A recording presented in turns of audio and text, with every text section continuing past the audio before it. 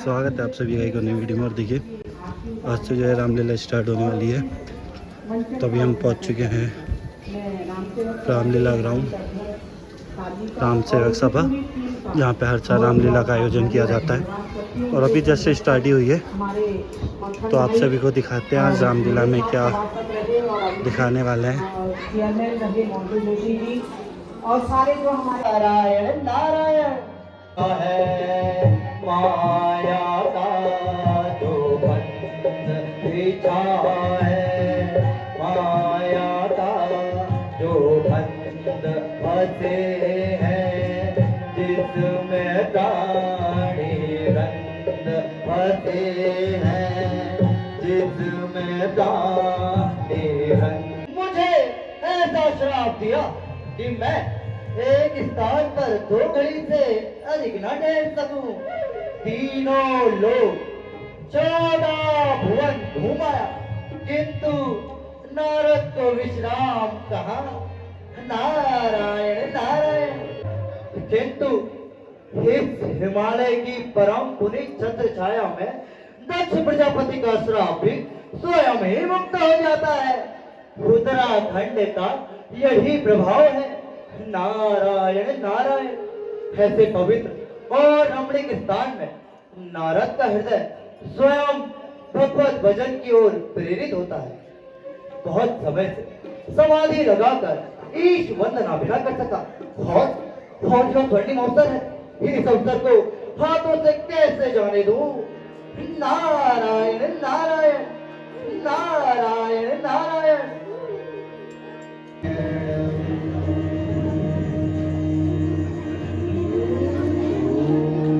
एक स्थान पर क्षण भर भी न टिकने वाले देवर्षि नारद, नारद का आज समाधिस्थ होने का क्या कारण है? अवश्य कुछ भेद है। प्रतीत होता है देवर्षि अपने तपबल से मेरा इंद्रासन छीन लेना चाहते हैं। तभी मुनि अखंड तपस्या में है। किंतु देवर्षि सावधान, ये खेल नहीं, देवराज इंद्र से टक्कर है। मैं अभी जगत जय मदन देव का आह्वान करता हूं, तब मैं भी तुम्हारे तप की शक्ति को देख लूंगा। मच रहा इस हृदय में घोर अब संग्राम है। रतिनाथ प्रकटो शीघ्र, अब तुम्हारा काम है।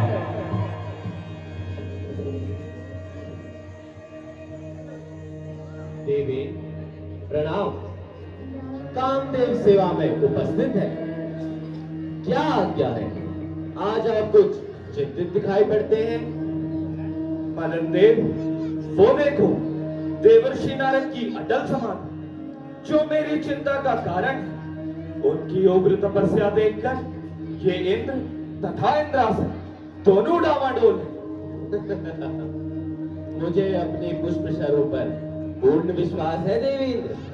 राजश्री विश्वामित्र पर विजय पाने वाला ये मदन देवर्षि नारद पर भी अवश्य विजयी होगा। आज्ञा की देर है देवराज। यदि आज्ञा हो तो अपने इन पुष्प सरों से मुनिराज का हृदय विदीर्ण कर दूं। इसीलिए तो तुम्हें कष्ट दिया है मदन देव। इस समय मेरे इंद्रासन की लाज तुम्हारे हाथों में। अब तुम अपने दल बल से मुनिराज की तपस्या भंग करने का प्रयत्न करो। मैं अब जाता हूं। जो आज्ञा देवेंद्र। किंतु काम सोच समझकर कदम उठाना। उधर देवराज इंद्र की आज्ञा और इधर देवर्षि नारद का सामना। अब क्या विचार करना, शीघ्र अपना कार्य करता हूं।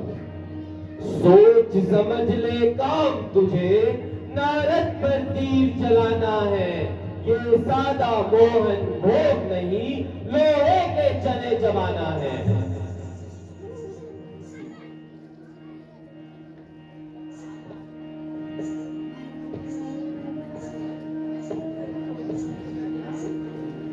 प्रणाम कामदेव, उर्वशी सेवा में उपस्थित है। कहिए क्या आज्ञा है? उर्वशी, तुम स्वर्ग की सर्वश्रेष्ठ सुंदरी तथा देवलोक की प्रख्यात अप्सरा हो। अपने हाव भाव से इस तपस्वी को तप के मार्ग से दूर ले जाओ। जो आज्ञा प्रभु।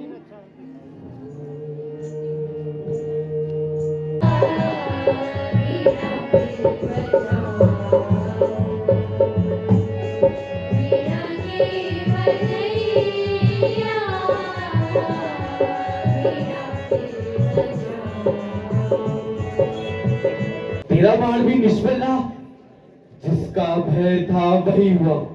मेरा छल बल मुनिराज के सामने निष्फल हुआ। अब क्या करूं? अपने पापों का प्रायश्चित मुनिराज से क्षमा मांग कर लूं, यही उचित रहेगा। क्षमा देवर्षि क्षमा, क्षमा देवर्षि क्षमा। अधिदेव महादेव को नारद का प्रणाम स्वीकार हो। धन्य देवर्षि, धन्य। तुम्हारे अटल प्रेम व भक्ति से मेरा कैलाश भी धन्य हो गया। भूल भावन, ये तो आपके चरणों का अनुग्रह है और इस कैलाश की महिमा है प्रभु। नारायण नारायण। नहीं देवर्षि, यह तो आपकी उग्र तपस्या ही थी जो आप परीक्षा में सफल हुए। हाँ भगवान, हाँ आपने बिल्कुल सत्य ही कहा है। और इंद्र ने तो अपने के आगे साक्षात कामदेव भी निष्फल हुआ। नारायण नारायण। देवर्षि काम पर विजय पाकर गर्व से फूल रहे हैं, अहंकार में भूल रहे हैं।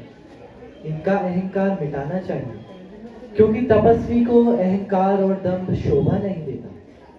देवर्षि, मैं तुम्हारी मदन विजय से प्रसन्न हूँ और इस हेतु तुम्हें सचेत करना चाहता हूँ कि आज की घटना किसी को भी विदित न हो, यहाँ तक कि स्वयं भगवान विष्णु को भी है, क्योंकि उन्हें ज्ञात होने पर वे तुम्हें दंभी समझेंगे। भगवान, सदुपदेश के लिए धन्यवाद। किंतु साक्षात काम पे विजय प्राप्त करने वाला नारद और दंभी नहीं भगवान नहीं। जब मैंने काम पर विजय पा ही ली है तो लो वो दंभ आखिर किस चीज की बोली है। नारायण नारायण। महामाए, जानती हो मैंने तुम्हें क्यों स्मरण किया है? मेरे अनन्य भक्त नारद के हृदय में मोह भर गया है। वो काम को जीतकर अहंकार में डूब गया है। अपने अनन्य भक्त की ये दुर्दशा मैं नहीं देख सकता। भगवान शंकर के समझाने पर भी वो नहीं समझा। वो मोह में डूबा हुआ है। उसे इस गर्त से बचाने के लिए मुझे तुम्हारी सहायता की आवश्यकता है। आपकी लीला का पार पाना अत्यंत कठिन है। भगवान, मुझे क्या आज्ञा है? भक्त को बचाने के लिए मुझे कौन सा कार्य करना होगा? नारद कैलाश से लौट रहा है। उसके मार्ग में तुम एक सुंदर नगर की रचना करो और स्वयं उस नगर की राजकुमारी बनकर नारद पर अपने मोह का जाल फैलाओ। फिर तुम देखोगी कि मैं कैसे नारद का मोह नष्ट कर उसे सही मार्ग पर लाता हूँ। जाओ, अपना कार्य आरंभ करो। जो आज्ञा प्रभु। कर मैं नारद का मोह हटा दूंगा। मोह माया की घटा हटाकर ज्ञान सूर्य प्रगटा दूंगा।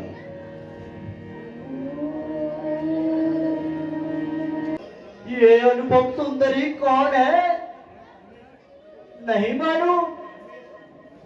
इसी सुंदरी से जाकर पूछ लेता हूँ। नारायण नारायण। ले नारायण नारायण। बाले नारायण नारायण। बाले नारायण नारायण। बाले, तुम कौन हो और तुम्हारा नाम क्या है? मुनिवर प्रणाम। मैं इस माया नगरी की राजा की एकमात्र संतान हूँ। मुझे मोहिनी कहते हैं। जितना सुंदर रूप उतना ही प्यारा नाम। मोहिनी मोहिनी। नारायण नारायण। बाले, भला राजमहल में वाली राजकन्या होकर तुम यहाँ वन में क्या कर रही हो? मुनिवर, पूज्य पिताजी ने आज मेरी स्वयंवर की तिथि निश्चित की है। वरमाला बनाने हेतु पुष्प लेने आई हूँ। इसका विवाह तो आज ही होने वाला है। हस्तरेखाएं देखकर ज्ञात करता हूँ कि वो कौन भाग्यशाली है जिसके हाथों में ये फूलों की डाली है। नारायण नारायण। वाले, मैं सामुद्रिक विद्या भी जानता हूँ। तनिक हस्तरेखाएं तो दिखाना। अब तुम्हारा भाग्य तो देखो।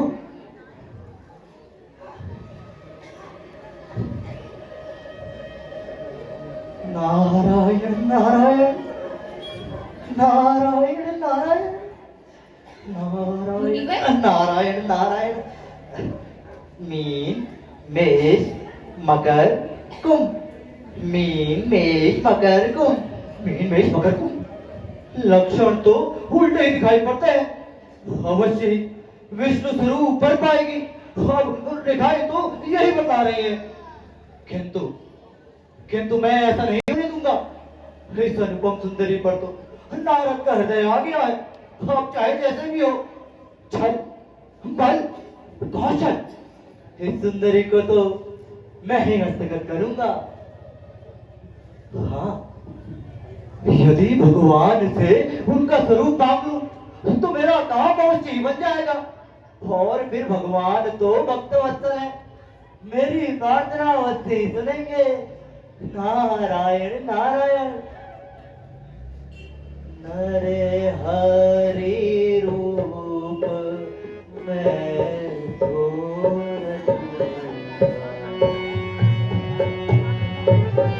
मुनिवर, आपने हस्तरेखाएं तो देख ली, किंतु लाभ हानि कुछ भी नहीं बतलाया। नारद तो इस समय अपने ही भाग्य देखकर स्वप्न देख रहा है। मुनिवर, नारायण नारायण। बाले, बहुत ही सुंदर है तुम्हारी हस्तरेखाएं। मैं आपके दर्शन पाकर धन्य हो गई।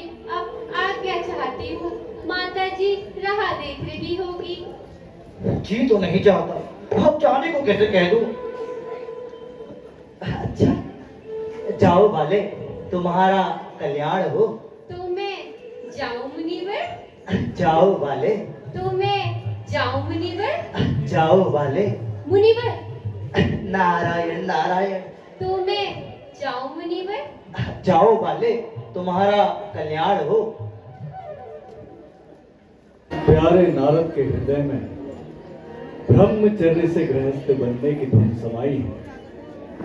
मैं जानता हूं उसके हृदय में मोह का उत्पन्न करना तो मेरी ही माया का चमत्कार है।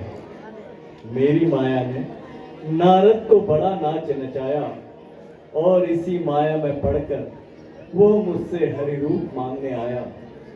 किंतु उस बेचारे को क्या मालूम कि बंदर का भी हरि रूप होता है।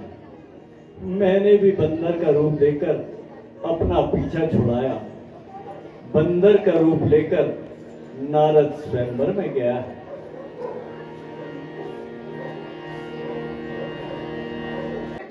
और भगवान ने उसी सुंदरी के अनुरूप ही रूप देकर किताब से कह डाला। क्यों लगता हूँ ना सुंदर इस रूप में? लगता हूँ ना? सुंदरी मुझे देखते ही वरमाला मेरे ही गले में डालेगी। हरि रूप से पाया है मैंने, जाता हूँ स्वयंवर में, उड़ता हूँ अंबर में। नारायण नारायण।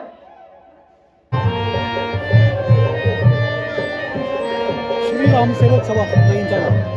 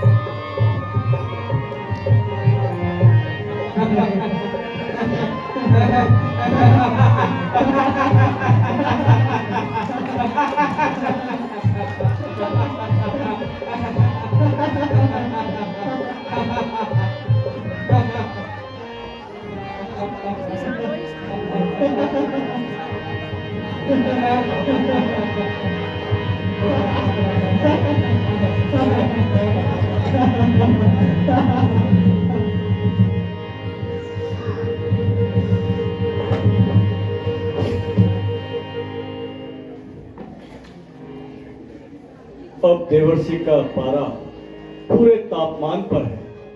अब मुझे भी शाप मिलने वाला है, किंतु भक्त के हित के लिए ये भी धारण करना होगा। भक्त का मैं प्राण हूं, तो भक्त मेरा प्राण है।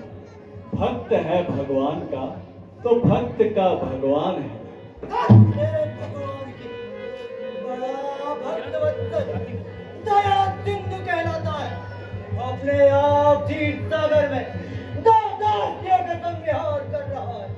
और यदि हम एक स्त्री से प्रेम करें तो डरता है, करता है।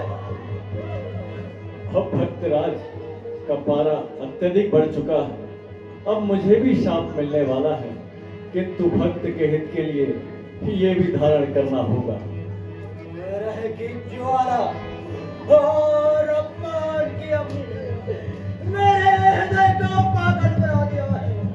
मेरी क्रोध ज्वाला बस फूट निकलने वाली है।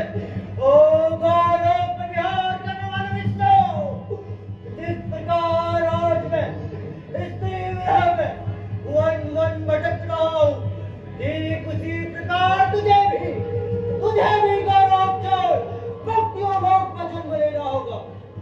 सांसारिक जीवों की भांति स्त्री विरह में तुझे वन वन भटकता दे, तब मैं भी रचूंगा और यही बंदर का रूप तुम्हारी रक्षा करेगा। मिथ्या नहीं होगा कभी, ये मेरा कथन है, नारद का श्राप है, ब्राह्मण का वचन है। और वो दोनों संसारवासी शिवगण जय और विजय स्वयंवर में मुझे लेकर हंस रहे थे। दुष्टों, तुम भी मेरी क्रोधाग्नि से नहीं बचोगे। तुम्हारी दुष्टता का ये दंड देता हूँ कि तुम भी ऋषि मुनियों को सताकर महान कष्ट भोगोगे। अब देवर्षि का क्रोध अत्यधिक बढ़ चुका है। अब अपनी माया समेटकर देवर्षि को मुक्त करता हूं।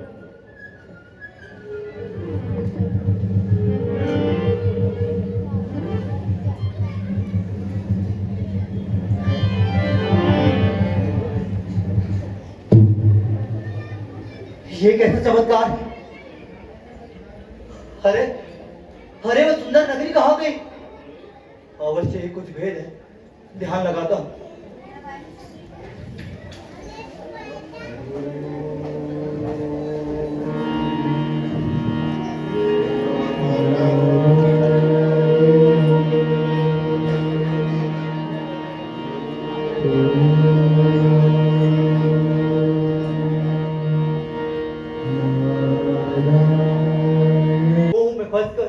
अपने ही प्रभु को श्राप दे डाला।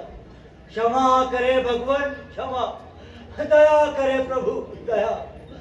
कुछ चोर दे कुछ छड़पुर, मोह की ज्वाला पे तप रहा था, अब प्रायश्चित की अग्नि से अनुतप्त है। क्षमा करे भगवान क्षमा। अब क्या होगा प्रभु, अब क्या होगा? नारद, इसमें तुम्हारा तनिक भी दोष नहीं। ये तो मेरे द्वारा रचाए माया नाटक का एक छोटा सा दृश्य था। त्राहिमाम भगवान त्राहिमाम। देवर्षि, काम को जीतने के पश्चात तुम्हारे हृदय में अहंकार भर गया था। मैं अपने भक्त को सदा काम, क्रोध, लोभ और मोह से सदा दूर ही देखना चाहता हूं। इसी हेतु मुझे नाटक रचना पड़ा। धन्य प्रभु धन्य। किंतु प्रभु, अब मेरे दिए हुए श्राप का क्या होगा? तुम्हारे शाप के फलस्वरूप मैं अयोध्या के राजा दशरथ के घर जन्म लूंगा। सांसारिक जीवों में पितृभक्ति, मातृभक्ति, भातृ प्रेम, कर्तव्य सौजन्यता तथा एक पत्नी व्रत का आदर्श राम के रूप में दिखाऊंगा। जय जय बैकुंठ बिहारी की जय। किंतु प्रभु, अब जय और विजय का क्या होगा? तुम्हारे शाप के फलस्वरूप वे दोनों महान अत्याचारी राक्षस होंगे। वे ऋषि मुनियों को सताकर उनसे भी करियासना करेंगे। रावण और कुंभकर्ण के नाम से उनका बहुत अत्याचार, जब उसके अत्याचारों से पृथ्वी अकला उठेगी, तभी वनवासी राम के रूप में मेरे हाथों उनका हनन होगा। धन्य प्रभो धन्य। जय जय बैकुंठ बिहारी की जय।